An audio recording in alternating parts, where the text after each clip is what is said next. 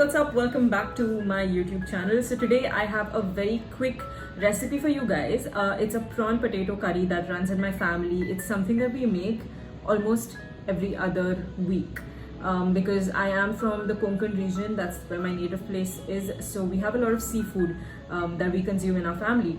And this particular recipe is one that I have loved ever since I was a child, and finally I got my mom to teach me how to make it. So with a little bit of help from her, I've put this together for you guys. So if you're someone who enjoys seafood, you're looking for another sort of recipe so you are able to hit your protein goals, this is a great one. So if you're interested in this recipe, then please keep on watching. If you enjoy the video, please be sure to give me a big thumbs up, subscribe to the channel, and hit the bell button so you never miss a video from me again. Now without further ado, let's get into this video. Alright, so for starters, get 2 medium-sized onions which you're going to dice up as finely as possible. Please be careful when doing this, try not to cry. Once you're done dicing all your onions, you want to keep them aside in a bowl.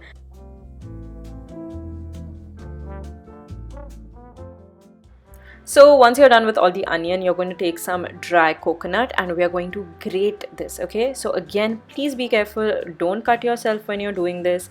We need about half a cup of this grated dry coconut, and it should look something like this once you are done. Now in the meanwhile, please heat up a pan on medium heat over the flame, and this is what we're going to use to toast our coconut. Now when you're toasting your coconut, please be sure to keep an eye on it because it's so easy to burn it. Within 3 to 5 minutes you should have your coconut looking nice and golden, and at this point you want to very quickly take it off the heat and separate it into another bowl. So once you're done, it should look something like this. Now what we're going to do is heat some oil in a pan. So I've used the same pan and it's about 2 tablespoons of oil in here, and we're going to take some dry spices. So we've got coriander seeds here, black pepper, cloves, a bit of cinnamon and some sauf, and we're going to put all of this into the pan and just toast it lightly for a little while. So just sort of saute this around, toast it a little bit until it's nice and fragrant, and at this point add in about 3/4 of your chopped onions and leave the rest aside.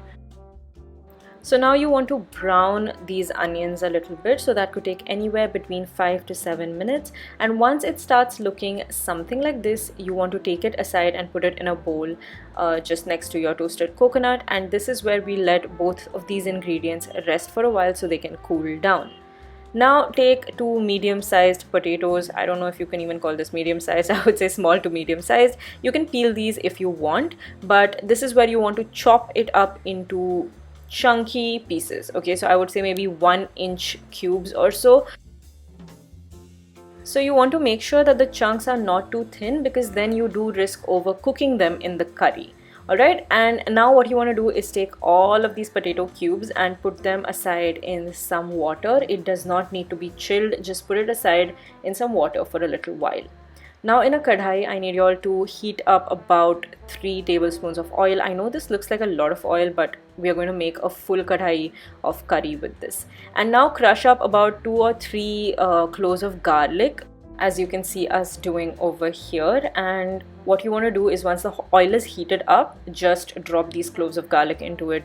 It's going to make noises, it's going to be really hot, so be careful. And once the garlic starts looking nice and browned, this is where you want to add in the remainder of your onions. So remember, we had about 1/4 of the diced onions left. So you want to add that into the oil right now and just give this a good mix. So you want to make sure that your prawns are cleaned and marinated before you start this recipe. So what you can see here is we've marinated our prawns with just some salt and haldi. I got these prawns from Kori Bazaar. I'll leave their details in the description box below. This is not sponsored. I bought this and it was super fresh, so very happy with my experience. Now you want to add in the prawns at this point once the onions start browning a little, and this is where we're going to cook it a bit. So whenever you cook prawns, please notice the change in color. As you can see right now, they're a bit translucent, but once you start cooking them, they start turning a little bit more opaque. So once you sort of see them turning a little bit white, like turning a little bit opaque, this is where you want to add in your potatoes and again give that a good mix.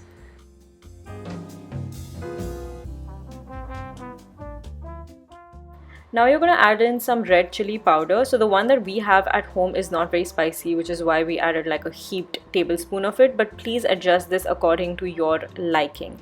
And now make sure that everything is coated really nicely in this powder, and then cover and let it cook for a bit. After a few minutes, add in some hot water. So please make sure you're not adding room temperature water into this.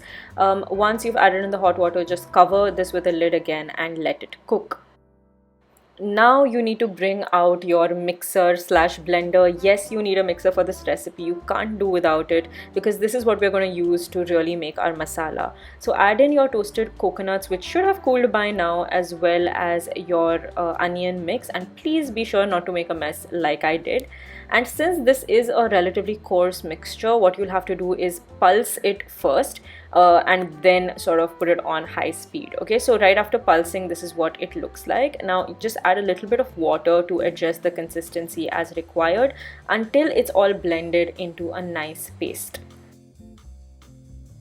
Now add this masala into the gravy and mix. This is what is really gonna, thicken up this gravy. As you can see, it already looks so good. It smells so fragrant. Now what we also did was we added some water into the mixer and poured that in, just to make sure we get every bit of masala into this gravy. And this also helps return some water into the gravy that has already been evaporated. Now you want to cover this and again let it cook for, I would say, another 5 to 10 minutes. In the meanwhile, what you want to do is chop up some fresh coriander and drizzle all over the gravy. It looks so beautiful. It just adds that extra little touch. And this is where you add in our secret ingredient. So this is what we call kokum, and I've just added one into the gravy. This adds a slight, tangy, sour sort of a flavor. It really balances everything out really well. Then add salt to taste, mix around, and you're ready to serve. So I served this with some bhakri. So I had one bhakri and then I moved on to rice as well. But you can have this with roti, with bread, with whatever you please. And voila, we are done. Alright guys, so that is going to be it for this video. Hopefully this recipe was simple enough to follow along. Now in terms of the ingredients, I feel like, in an Indian household, so many things are done andaze se, like salt. They're like andaze se salt dalo, which is why I'm not going to go very specific into how much of each ingredient you should be using.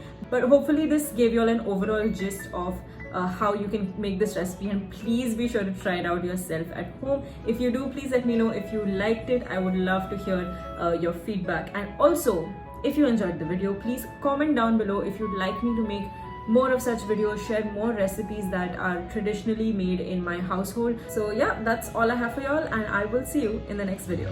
Bye.